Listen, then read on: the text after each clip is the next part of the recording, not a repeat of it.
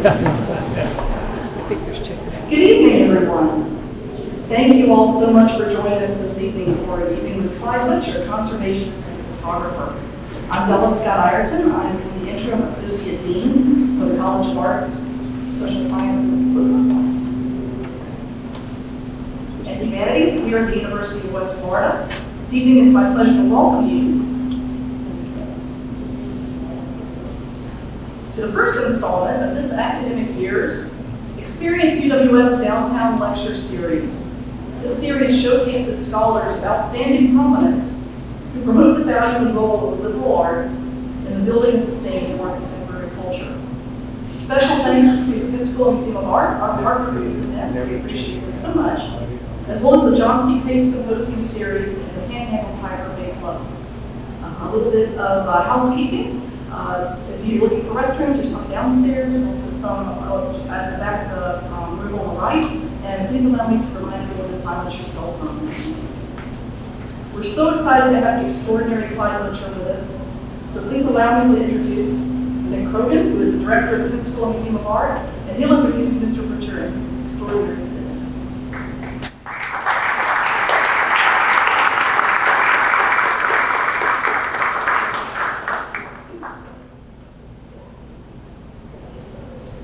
Good evening. Sorry for the feedback. Ghost in the machine. We appreciate you all joining us tonight. We're excited to have you here for our fall kickoff downtown lecture series with Mr. Clyde Butcher, and are thrilled that you're able to enjoy his large-scale work before the show closes on Sunday.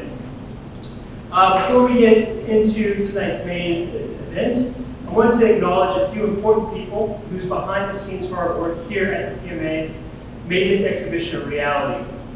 These folks include Chief Curator Anna Wall, Curator of Education Caitlin Ray, Preparator Jamie Diffie, and Exhibition Designer Richard Rodriguez. Without their hard work and dedication, exhibitions and events like this would not be possible. On to the main event. To introduce and extend a special welcome to our guest of honor, let me begin with a quote from his bio.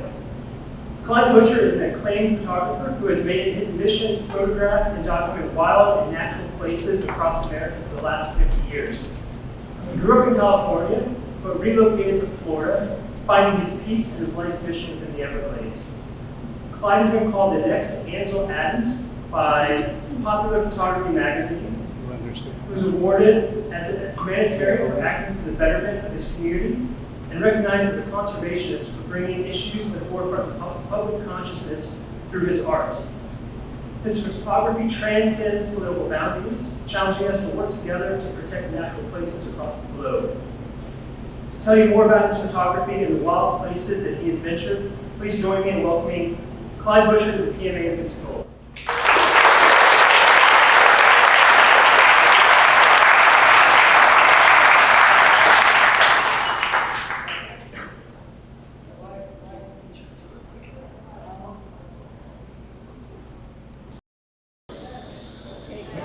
Can you hear me now? Yeah. Yay! Okay, let's try. So when I was in college, I was taking architecture, work in architecture, and I was trying to, in my presentations as a student, try to present my designs as real things. Now this is not real. This is a model. Floor to ceiling is 6 inches. This was done in 1962, before Photoshop. And the camera on the left there is the camera I made to photograph my models, so I could put them in small spots, small places. The camera was the size of a piece of 35 millimeter film. We came here from California. We lived on this. I built this boat. It's a 20-foot Flicka. We lived on a mooring in Newport Beach, the 4 of us, Nikki and I and 2 kids. You could sit on the toilet and cook. So you could live, you wouldn't have to move your whole life. And so we trailered it across to Florida in 1978. And we arrived at Boca Grande Pass. So actually, we launched in St. Petersburg. This is at Boca Grande Pass. Now this is our dinghy. It's this 5'8" dinghy. You ought to see us, all four of us, in that little dinghy. It was, and of course now the cabin, this is 20-foot boat. And the cabin, I built a cabin in the back for the kids, so they each had their own sea berth, and we lived in the bow. So our first experiment, I guess, we're photographing in Florida with the beaches of Florida. And we didn't see anything else here, because, you know, we're from California, I've photographed in Hawaii, so the beaches were the things that I was photographing.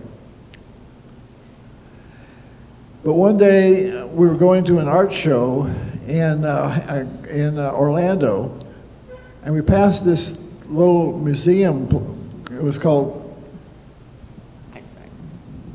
This is where the backseat of a wife comes in. I'm backseat driving. So I fell in love with Florida not only for its nature, but its history and the tremendous number of funky people that live here. And so we would drive, we did street art festivals, and we would drive back and forth by Tom Gaskin's Cypress Knee Museum. It no longer is there, but Cypress Knee Museum. And I would ask Clyde to stop, and he'd say, no, I'm not, I don't want. And every time I'd say, stop, no. And in the meantime, Tom had put a sign up that was like a Burma shave sign, one right after another that tells the story, and it said, hey ma'am, if your husband won't stop, take off your shoe, hit him over the head. So I read the sign to Clyde and he pulled over. Of course, Nikki was happy and I was bored. I mean, I'm not interested in rubber duckies and cypress knee clocks and cypress knee lamps and such. It was, he's neat. He was a character. But Tom saw I was kind of bored. He says, you know, there's a boardwalk in back. I think you might like that. So I said, Now, but you see, I'm from California. I've seen the stories about gators and snakes, so a boardwalk sounded pretty good. I wouldn't have to get in the swamp. So this is Tom. He's got his little cypress knee hat and his little bills there for collecting. So he's go in the back. Now that's what the boardwalk looked like. This is a boardwalk. This is a true boardwalk. And you can see it's very professionally built. But I didn't have to get in the water. I got to the very end of it, and this is what I saw. I came back with my camera the next day. I was shooting color at this period of time. In California, I started with black and white, but in '72, I went to color. So when I came to Florida, I was shooting in color. So it was a color photograph. We had done in California a lot of photography in the redwood forest. And the connection we had with the forest, because it was so ancient, you just walk through it and you could just feel something, I don't know how to explain it. And when we walked out on this boardwalk, the same thing happened to us. And we suddenly felt what we felt with the redwood forest. There was an ancient feeling, something that is continuous, that started way before us and will be there long after us. And it moved both of us. So that was pretty exciting. See, we learned you have to get out of your car. You can't see it from the road. Like in California, you can see these mountains, you know, from the road because they're tall. But this is intimate. You have to get out of your car. And then actually, the next week, I was going down to a photography shop in Fort Myers, and Oscar Thompson, which I didn't know his name at that time, was looking at these slides. And I was looking over his shoulder. I guess he got some slides back. And I said, "Did you just get back from Africa?" He said, "No." "Oh, Amazon?" "No, this is down the street." So I said, could you take me down there someday? And he said, well, how about right now? He had any excuse to get out of the store. So he put me in the car and took me down there. And this is what we found. I mean, this had nothing, had no thoughts that this was like rock. I thought it was going to be, what do you call it? Quicksand or something.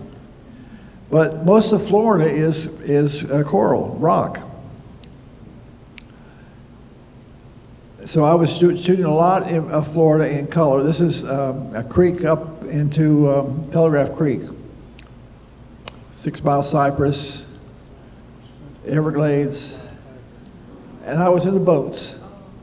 We were in the Tortugas when we first came down here. So I this is a blue nose, took a shot at blue nose. Now this is what we were doing. When we first came here, we were photographing a little bit of Florida and a lot of my out west stuff. So this was what our booth looked like when we first started out in probably 1983, 83. And then in 1986, our son, who's on the left there, was killed by a drunk driver. And we were at an art show in Ann Arbor, Michigan. And I was sitting in my little booth looking at my color work. This was in August, July. I think it was July. And I said, I think I need to go back to my black and white roots. You just can't see what I'm photographing. You can't feel it. So I bought it. I was shooting with a 5x7 camera, so I went and bought an 8x10 camera and started photographing. So I took this picture that I took. It was in color, which was my best seller, and I converted it to black and white. This is taken up by Cape San Blas. You all probably should know where Cape San Blas is. I got to tell you this story because you live on this part of the world. We're from California, and it's summertime when we do this. So we decide we want to take pictures of dunes with a sunset.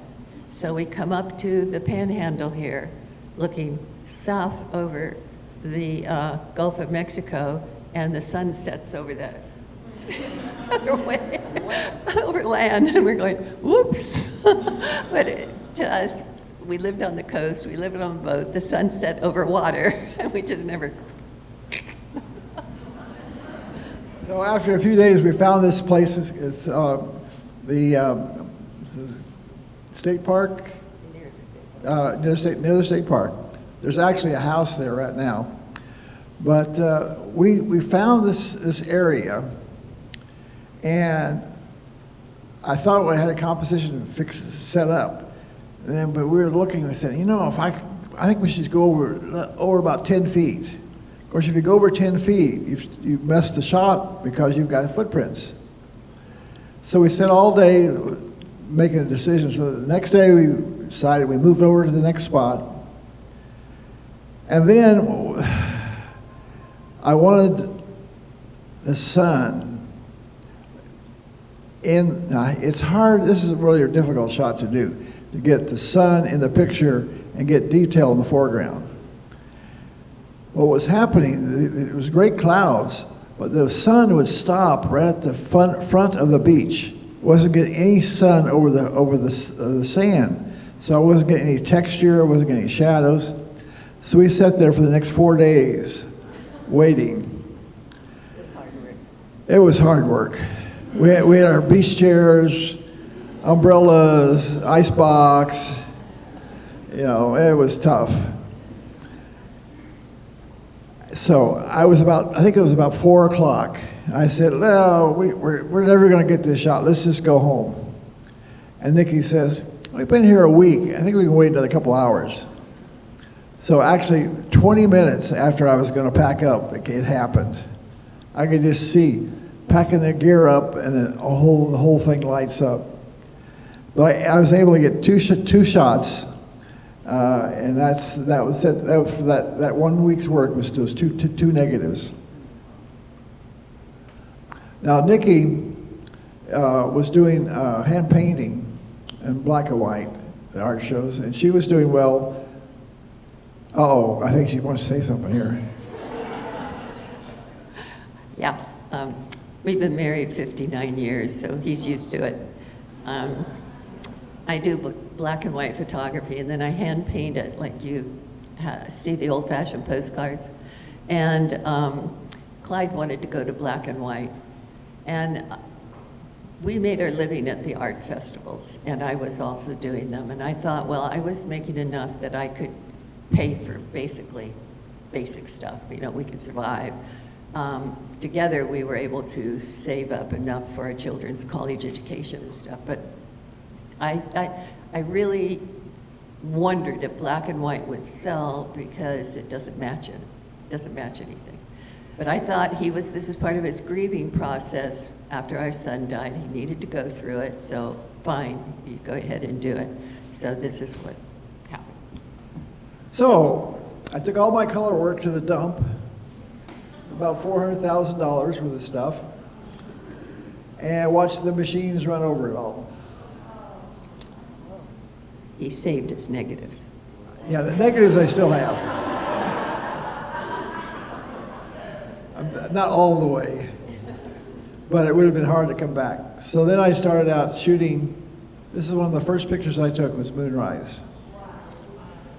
And because when I was doing color, I kind of knew what sells. And when I started doing the black and white, I didn't care if it was a sell or not. I just wanted to do what I thought was Florida. When I got ready to take this shot, because this is the moon rising, the sun setting, I was gonna take a couple of shots as the clouds were moving. I was taking some test shots, and the shutter didn't work. I was a little pissed off. So with a large format, though, you're able to take the lens apart and just take your finger and push the shutter open. So then I put it back together, took a film holder over the lens, and it opened up, and so that was my shutter speed, like that. So that was the shutter, my hand, my 4-second exposure, red filter. And this Oscar and I was shooting out in 10,000 Islands. There was not a cloud in the sky. So we gave up and we said, we're going to go home. And I hit the Highway 41 and it was happening there. So we got this great shot, I call it choppy. This is a bear to print, this one here. Now this gives you an idea about what we do in taking a picture of the swamp. This is the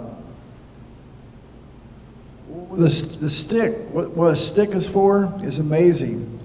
That's the best. It's better than a gun.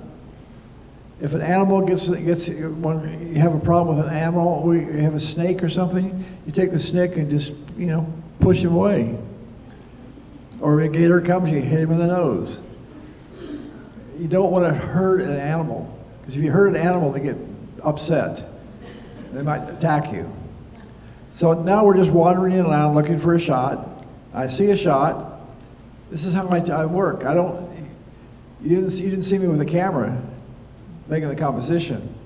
Everything I do is point and shoot. And Nikki is like my nurse.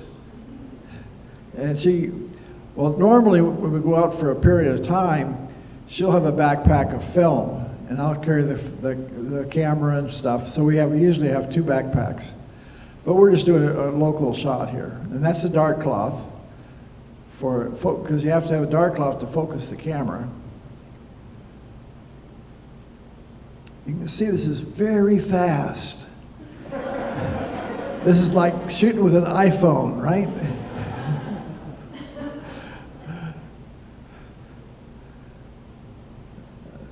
Now we got to open the lens up so I can see.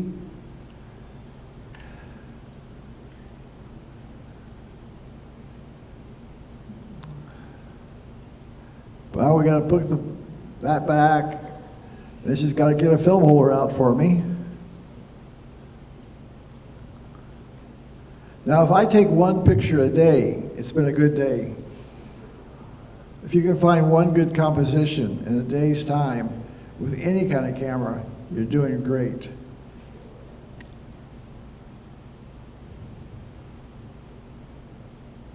And I count a lot of seconds here, you know. So one side of the film holder is black and the other is white. So when it's black, I know I photographed that. So now we got to do the reverse. Got to get rid of the film holder, put it back in the camera case. You see the mosquitoes? There's your shot. Now this is taken right behind our house behind the gallery. This was a shootout. We had a photographer, a friend of mine. We had his camera set up, or my camera set up, shooting me, and I shot him. So we had a shootout. This is a shot in the backyard. I think it's here in the gallery somewhere. I saw it here. In the other room. This was a 6-minute exposure. It was in mud. Now, when I put the tripod, it's actually suspended in the mud. It's not on rock. It was too deep in mud. So I took an exposure. It was 6 minutes. I'd go and actually had my film processing in the house, only about 100 feet away. I'd take the film in, process it, and it had like a double exposure. It was the camera would move just a little bit during the exposure. Have anybody ever stood 6 minutes without breathing or moving? Because so I did this for 2 weeks, every morning for 2 weeks. In fact, I went and got some concrete blocks, hung them on the tripod. Then I got a 12-foot cable release, so I could get 12 feet away. Still moved. So how I solved the problem was that I had to float in the water during the exposure. I couldn't touch the ground. These are experiences you find out how to do this. So this has been a common practice. When these difficult things, you just float in the water. And this is what the same area looks like in the spring when it's dry. And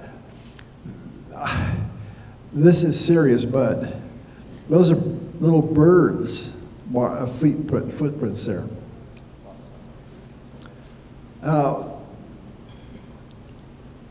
Venturing, it's hard to describe being out in the Everglades, but it's a marvelous,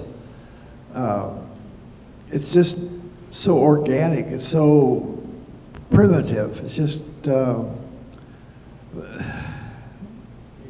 in fact, we were out doing a television thing with a television company, and we were going to go into this area, and there was a ditch there. You had to go through this ditch, it was about 4 feet deep of water.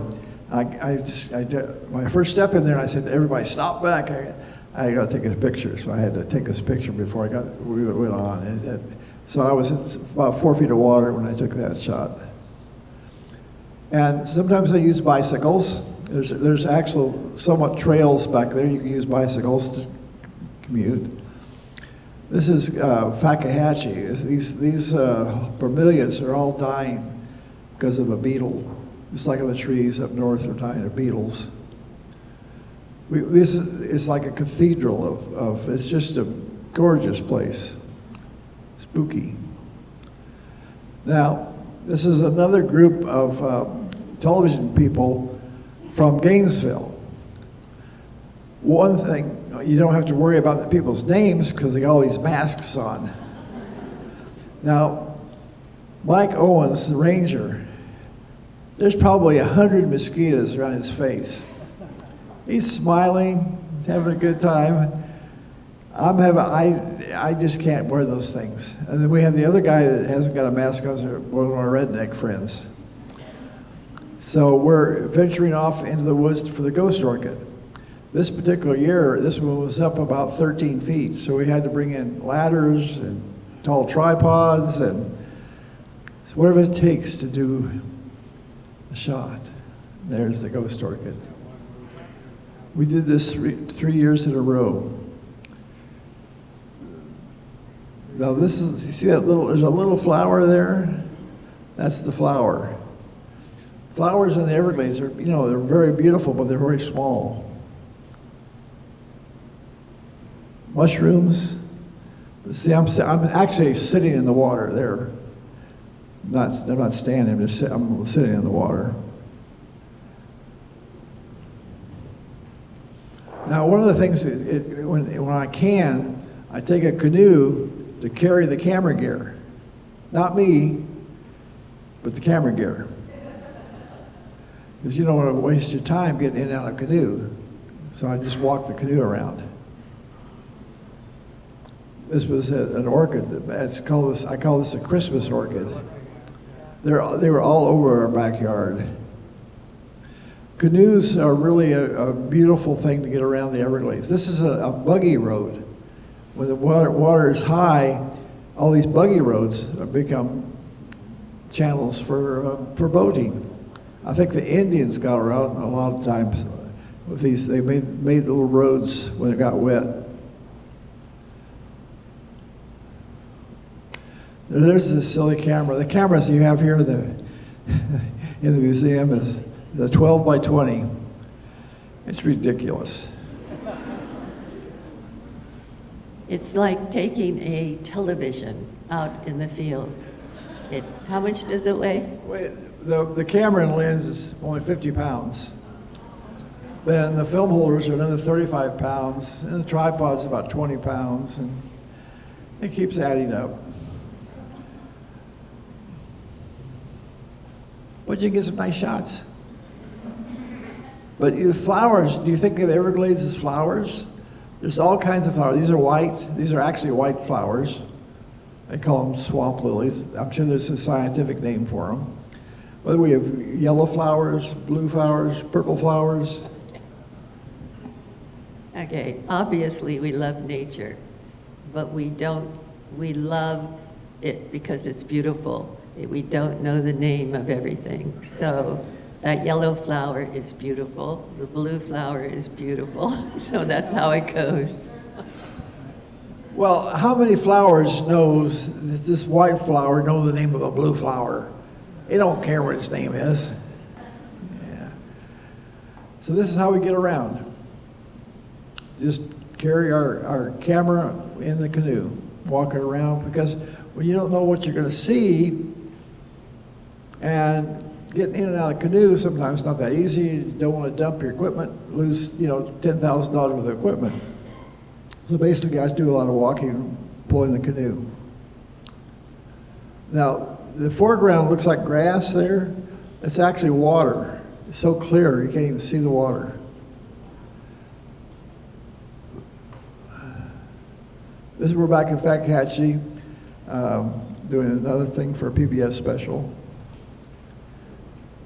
These forests are just magical. I mean, they're like the Wizard of Oz or something, I'm not sure, or Sesame Street. I think, although I can't guarantee you, that the tree on the left there is a swamp apple tree. Do you guys know swamp apples? Do you have those up here? Okay. Well, they've got swamps. But at any rate, the reason I ask is because when we first moved to Florida, Oscar Thompson, who became a friend of ours, was a 6th generation Floridian. And when I saw swamp apples, I said, can you eat them? He says, sure. And I said, that sounds great. He says, you can make applesauce or something like that. You just add sugar. Okay. And so when we went to the beach and we saw the sea grapes, I said to him, can you eat those? And he said, yes, all you have to do is add sugar. And I'm going, okay, I see. So evidently, that's the way it goes in Florida. A lot of sugar, yeah. So this shot is called deer bit. There's a root here. There's a root there that deers actually sleep at night, because there are deer in these woods. In fact, one about ran over me. This area here, I was walking down from the house to the gallery, and this deer comes, it was a buck, came charging through the swamp and just missed me. I mean, people don't realize the most dangerous animals in America are hoofed animals. Deer, moose, what's the one, and the big ones up in the elk. Those guys, oh, I had one of those charge me in the Grand Canyon, northward of the Grand. I was 300 feet away from this guy. It was rutting season, and I was out in the middle of the open, I think the tripod, and I was under the camera with this cloth. I think he thought I was an animal or something. And he turned about 5 feet away. He was charging full bore at me. So I picked the tripod. I was going to bop him in the head with it, but what do you do if a deer is charging you? You can't run. No, I can't run fast as a deer. Now it was every year, until my stroke, we go for a swamp walk on January the 1st. And we found this spot. It's called Cigar Orchid Pond. And for 9 years, I kept going back to try to get the right light, the right everything. It took 9 years every year. It was about an hour, hour and a half walk. And this is in August. And it gets a little hot in August. So what you do, you just sit in the water and cool off, then go on some more. Find an area, I hung my camera case up in a tree. This is, we call it Cigar Orchid Pond because this is the cigar orchid was in the entrance to the pond. That's my rationalization. There it is. You recognize that shot here? This to me is the Everglades. It really is the Everglades. It gives that feeling.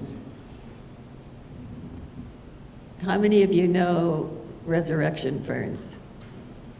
Good for you. Yeah.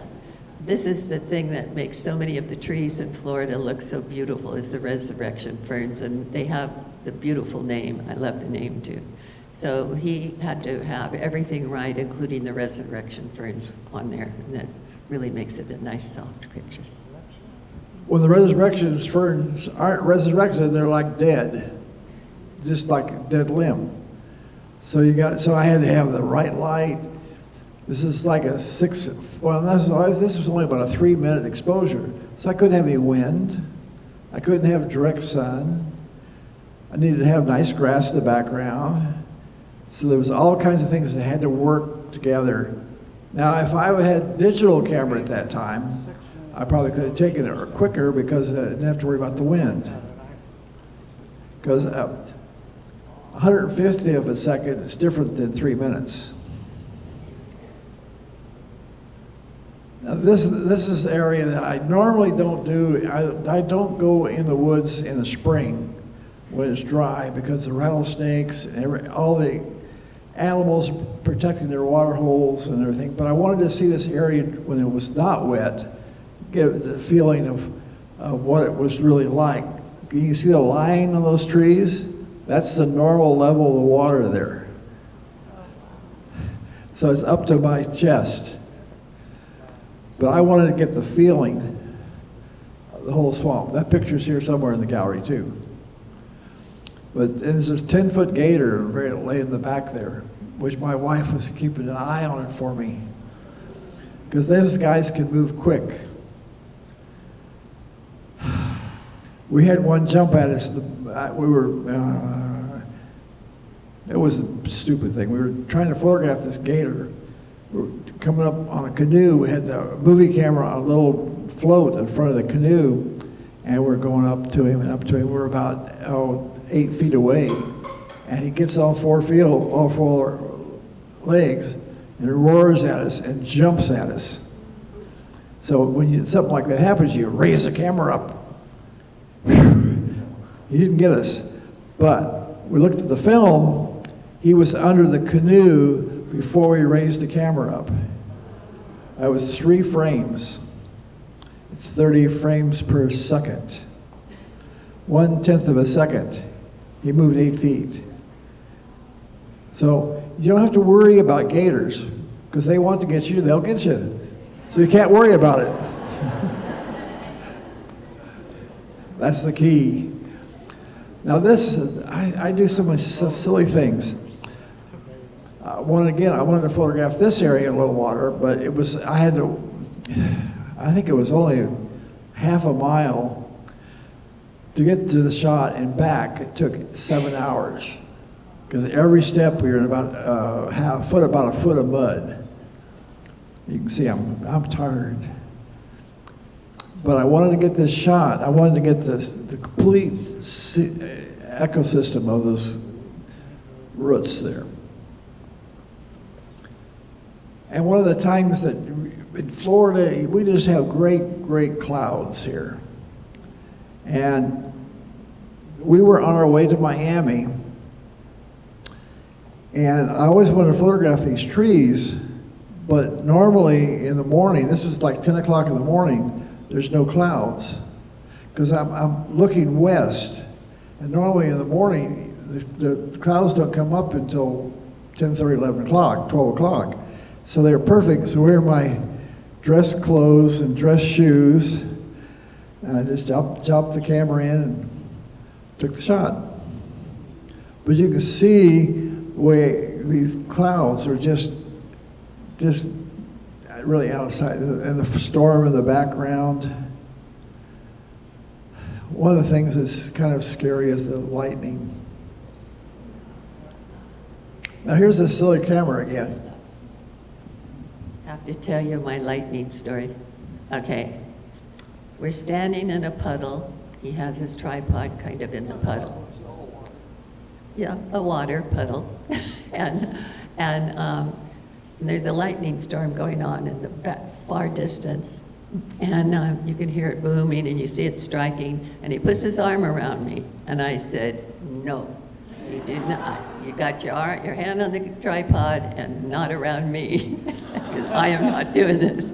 And it got so close, we ended up having to jump into the car, but it was scary. It was only a metal tripod with an umbrella. Like, here, hit me. That's that shot, the same area, that shot right there. That was done with a 12 by 20 camera. See, storms, that's what it's all about. You got to get out there and shoot in them storms. Dramatic stuff. And there's fog. This is winter time, so we get nice fog out there. And this is a digital. This is what point in time I was into digital. It's a digital camera shot. Now this was a fun adventure. This is Loxahatchee Wildlife Refuge. And they wanted a shot of the refuge. Now you're not supposed to be in a bird refuge, but the rangers took me out there.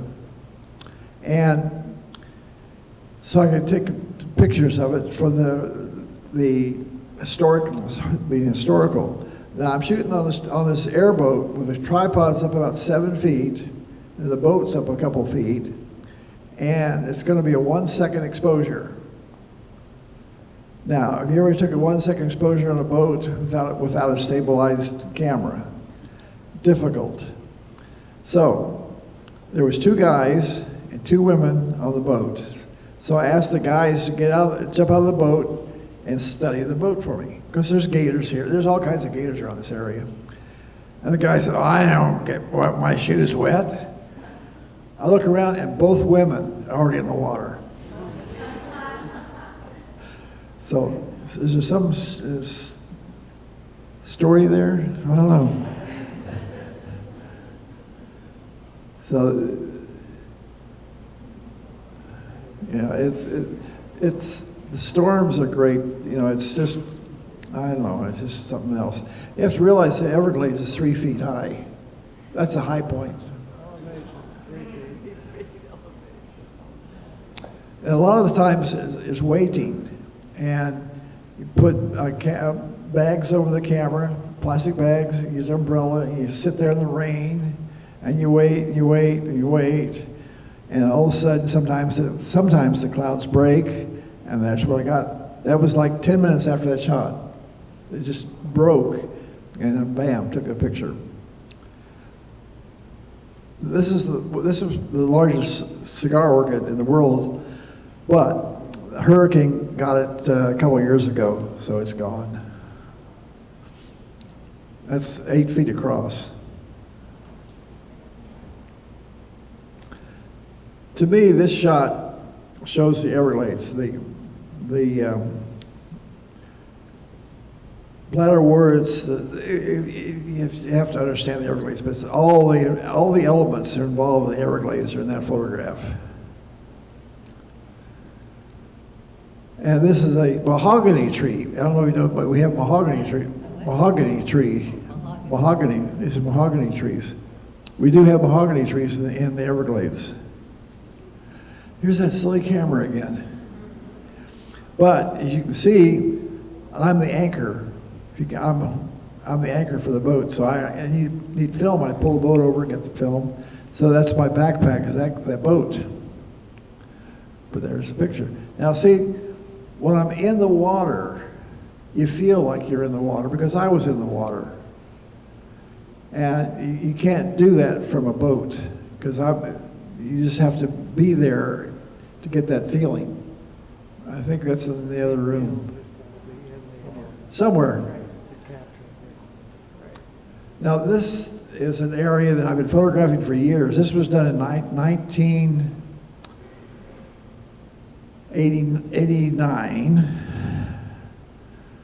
This one was done in 2000, I think, 10. No, yeah. So this, it's kind of confusing. But there was a whole flock of these mangroves, and so many hurricanes have come since then that that tree's gone. There's only 2 trees left now out of all those trees.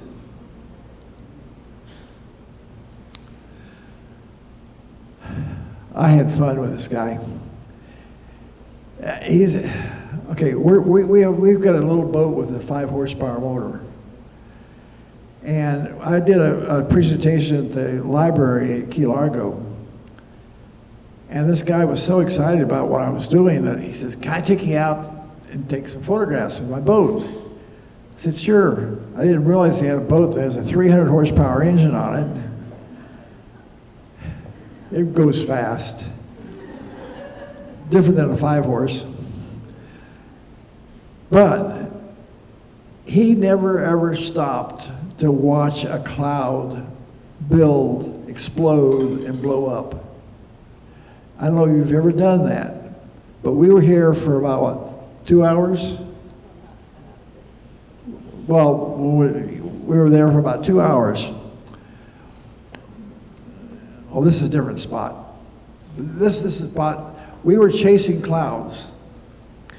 And this one, it was in the middle of, we were lost. Because we were just going for clouds. We weren't watching where we were going. So finally we found a fisherman and asked him where we were. But that's just taken in the middle of Florida Bay. The water can be crystal clear. There's just 10,000 Islands is an amazing place. Now this is another area, it's called in Florida Bay, but it's mud. I'm learning the different kinds of muds in Florida. This mud is like wet concrete. It grabs you. And I was getting my camera back to the boat with the gear, and I was pulling myself out, and my wedding ring came off. So I tell people there is golden in the mangroves. So that's this photograph there. And this was after Andrew, a few years later, so the whole mangroves are coming back. This is sand, though. This is beautiful, nice place. So everything comes back. It all changes. One thing neat about photography in Florida, you go to the same place year after year and it's a different picture because something gets blown away or something grows or, you know, always changing. No, this is where we watched the cloud blow up. And he was so amazed. Actually, he bought this photograph because he'd lived on the Keys for 25 years and never spent the time to watch a cloud develop. It's amazing. And when this thing blew, it went all the way from Key Largo to Miami. Now, there's a problem with this photograph. If I had some no-see-ums here, I could let them loose. You get the real feeling of the picture of mosquitoes and no-see-ums. But see, the way you can feel you're there because I'm there. Okay, now, this is not Everglades, but we are working on the springs in northern Florida because the springs are very important and they're getting real damaged. Silver Springs, they figure another 10 years, it might not even be there. It's the biggest spring in the world because there's cattle taking up water from the springs, bottling companies are taking the water, people are polluting it. It's just a shame what's happening. So, but this gives you an idea what I do to photograph in this area. You have to get in the water. You have to explore. Now, so actually it's about 3.5 feet deep in here. So I can putt around with our canoe. It's called a canoe. But it was too deep to just jump out of the boat because you don't know what's underneath it because it's black water. And it gets sometimes a little tricky. I can't understand why Nikki she kept photographing this.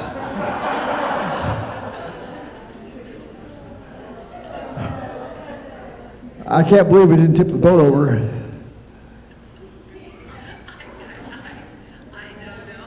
I think it was mostly the bottom of the boat. So I'm determined to get out of this boat. Nikki's telling me, don't jump out. So we have two friends, John and Kevin. They had already lost their ladder. So Kevin was wet, so he said, I'll come over and help you get out. And he came over to help me get out. This is the same thing I did with an airboat. You get something against the boat and you put your hand against it and you clamp it. Now this is 70-degree water. It's very cool. Wake up time, yes. Yes. Now the concept is where's the composition? Who knows? So you gotta just wander around looking and just feeling what's happening. Because there's beautiful things everywhere, but where's the composition? So I took a long time. I'm still looking. But it's a wild place. This one tree we measured was 53 feet in circumference. So you just keep walking around. And you have to realize there's little reptiles in there too. Oh, actually, they're big reptiles. So now I found a spot. So now I got to get the camera to the spot. Because Nikki had all the gear in the boat, so I go to Nikki and get the gear. And there's the shot. Now, since my stroke, I'm working purely with digital cameras. And I'm working with what's called tilt and shift lenses. So with the tilt and shift lenses, I can do the same movements that I did with my film cameras. I can raise the lens, because when you're shooting, as a professional photographer, the camera should always be level in both directions. So how do you get more sky or more foreground? Well, you get lenses that'll raise and lower. So you get the right perspective and everything looks correct. Now,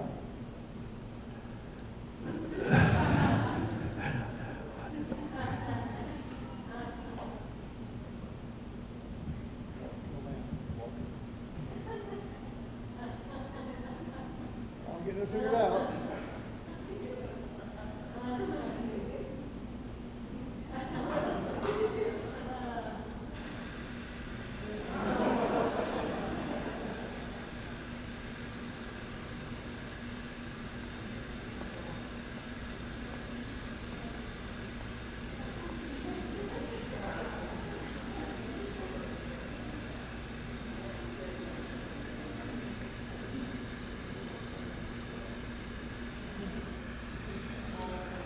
This film was taken just as was one of his first trips out into the bush again after his stroke.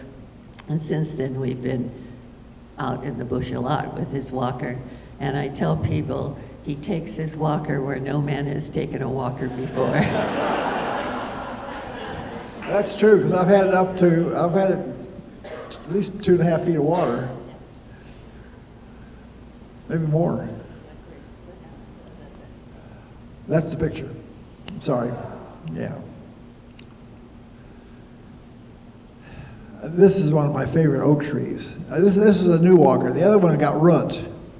The bearings were shot because of the water. So this is the walker I have now, which is about shot. This is a great oak tree.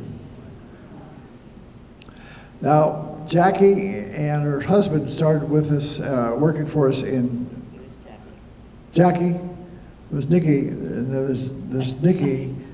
Jackie is our daughter, just to let you know. Who is Jackie? Oh. That's what I meant.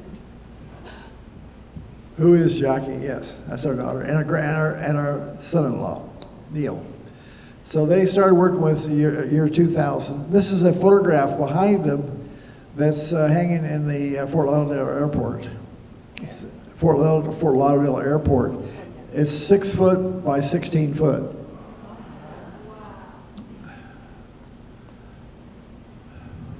We have Neil is I call it a Venetianite, his several generations in Venice, so they weren't going to move. So Jackie had her own business before she started working for us, and she had Walmart as a customer. She was doing Christmas cards for Walmart, so she needed a building, so she bought this building, and she wasn't using it all, so we started parts of it. We made a gallery out of it, and the darkroom. This is the darkroom. It's 2,200 square feet. That larger on the left-hand side, it was made, it was 11 by 14. It was made in 1935. I got it from the Miami Herald. It was, their cost of it in 2035 was $50,000. 1935, not 2035. Might be, you never can tell. We might be from somewhere else. The amazing thing is he has a lot of old equipment there, and since so many companies have gone digital, he's been able to get these old pieces of equipment. They are so accurate, and they are so well made. It's just an honor to be able to still have them functioning, because they're just beautiful pieces of equipment. They're like a milling machine. Now this will give you an idea that they're choppy. The one on the left is a straight print. The one on the right is when I burned and dodged it. That's the final print. So there's a lot of work from the negative to the final print. So a lot of people think you could just go out and take a photograph. Even if you're doing digital, you still have to work on the photograph. And half of the art of photography is taking the picture. The other half is making the picture. So there's more to it than just going click. A lot of photographers say, I'm going to do it in the camera. Well, that's bull. I've got one negative that's a straight printer out of all the thousands I've taken. I mean, this is one of my best sellers. Now, if it had been printed like the one on the left, I wouldn't sell anything. Okay, let's say you took this picture and it's on the one on the left there, and you get it back from the printer, you go, oh, that's horrible, and you throw it away. But if you had worked on it, it could have looked like the one on the right. So you really need to work on your pictures. Yeah. Whether it's digital or film, you should do your own printing if you want to be serious.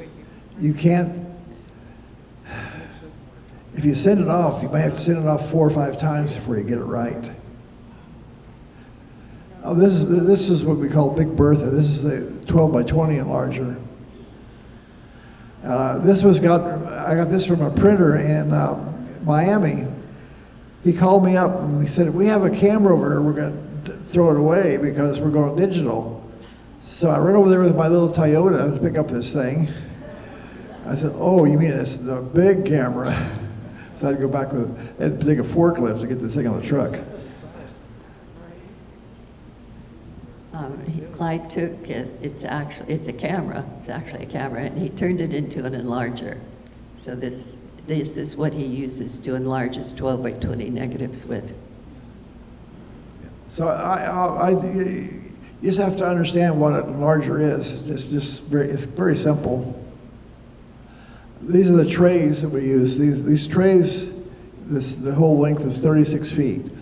And making these big pictures, we roll it back and forth in water noodles. These are water noodles, and they float, so they don't, the paper doesn't go down to the bottom of the tray.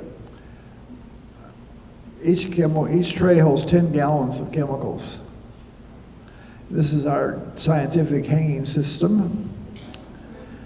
We do twice a year, we give it's called Darkroom Tour, where Neil explains how the whole thing is work, the burning, the dodging. It's kind of like the first version of Photoshop. And then the hallway is there on the right is where the chemical room is. Neil is our son-in-law, and so we're very, very thankful that Neil has helped us in the darkroom, and particularly now that Clyde can't stand that long, he does most of the darkroom work himself. And then our daughter runs our business, so she is now our mother. She tells us where to go, when to be there, and when to return. Oh, yes. Now, this is a property we bought in Big Cypress. This was it was called Orchid Isles. He was raising bromeliads and orchids there and selling them, and we bought the property in 1992, about 2 months before Hurricane Andrew. But it actually did us a favor, because all the buildings on the property had to be torn down. When I went in to get a permit to build our new buildings there, she said, well, you didn't get a permit to tear it down. I said, well, Andrew didn't give us any permits. So this is where our gallery is. You can see this is the exact center of the Everglades. The house is that little back in the very back there, and then there's another little house we have right up in the front. It's our gallery. The front pond. That's the front picture of the front pond from the gallery, the parking lot. We do have interesting people.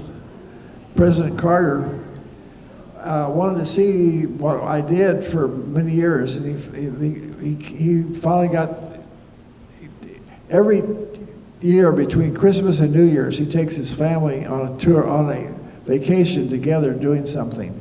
And he wanted to see me, so that was part of his tour for his family. So I was taking him around, showing him all my pictures. He had just gotten a new Canon I think it was a 16 megabyte camera. At that time, that was pretty good camera. I think it was, anyhow. So I'm explaining to him, you know, how it, with 8x10 camera, you know, these are 6-minute exposures, 3-minute exposures. You have to wait for the wind to stop. And he asked me, well, isn't it difficult? And I said, well, why'd you run for president? He cracked up. You know exactly, anything difficult maybe is worth doing. And they had a ball in Swamp Walk. Now the Secret Service was a different story. These guys are paranoid. I don't know how many guns are out there. I could just see some of the guys shoot the gator, and the bullet bounces off the head and kills him. Because you have to know, if you're going to shoot a gator, you got to know how to shoot a gator. You just can't shoot a gator. You got to shoot him either in the eye or the ear. Otherwise, it doesn't do much. Now, there's a couple of bird shots on the other room. This is where I take my bird shots from, the porch. Air conditioning. I mean, that's how you do bird photography, in air conditioning. This is from the porch. 1,200 millimeters from the porch. Now, we have 11,000 watts of solar on the house, and we have 3 Tesla batteries. So when the electricity goes out, we still have air conditioning and lights and microwave and all that stuff. This was the last swamp walk I went on with Oscar Thompson. We were looking for a ghost orchid, and a couple of months after this, he passed away from a heart attack. And that's a shot I would have liked to have taken. So, any questions? Yeah.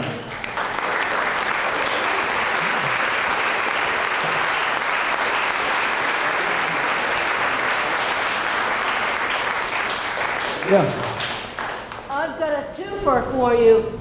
How do you keep the condensate out of all that equipment? And what is your favorite soap for dealing with the Florida muck? Well, how do you keep the condensation out? You leave the camera outside at night. So you you have to leave the camera out. If you leave it in air conditioning, take it outside. But I did get one great shot that way because it had condensation on it, and it looked like the photograph was in the fog. It was kind of neat. What was the other one? What's your favorite soap to clean up all that muck when you're walking through the Florida stuff? What was it? How do I clean myself when I get in the car? No. Don't worry. Favorite soap! I didn't understand.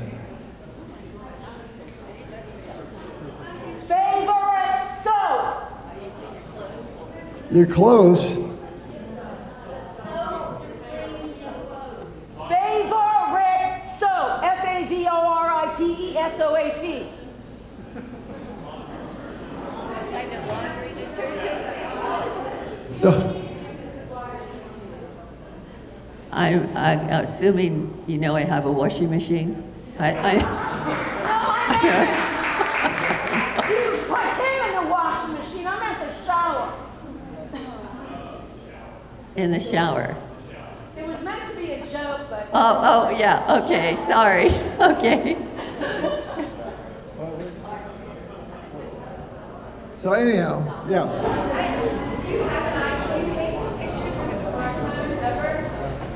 I have a picture I took with my iPhone 4S. It's 5 foot long, tack sharp. So if you know how to use an iPhone, you can get good shots. It's, Take one more question before you get to the next book signing. okay, let me just answer this one, and then, he took a picture of me, but he did a pan, and I'm walking in, what's the name of that, Mono Lake, I think it's called, and so I'm walking across, and there, he took a picture of me still, and I'm in the center, and then it was a pan, or where I'm at is very sharp, and he blew it up to 5 feet, and it's sharp all the way across. It's amazing. but it was a pan. That's probably why, because it was usually the center. I also did a lot of darkroom work too. A darkroom work was required. I wanted to make one statement. You remind me of Moses stopping to look at the burning bush. I thank you for bringing us along because you survived it. Well, I'm kind of thankful I survived it too. Okay, we're going to do a book signing. There's books downstairs for sale, and I'm going to be in the other room here for book signing.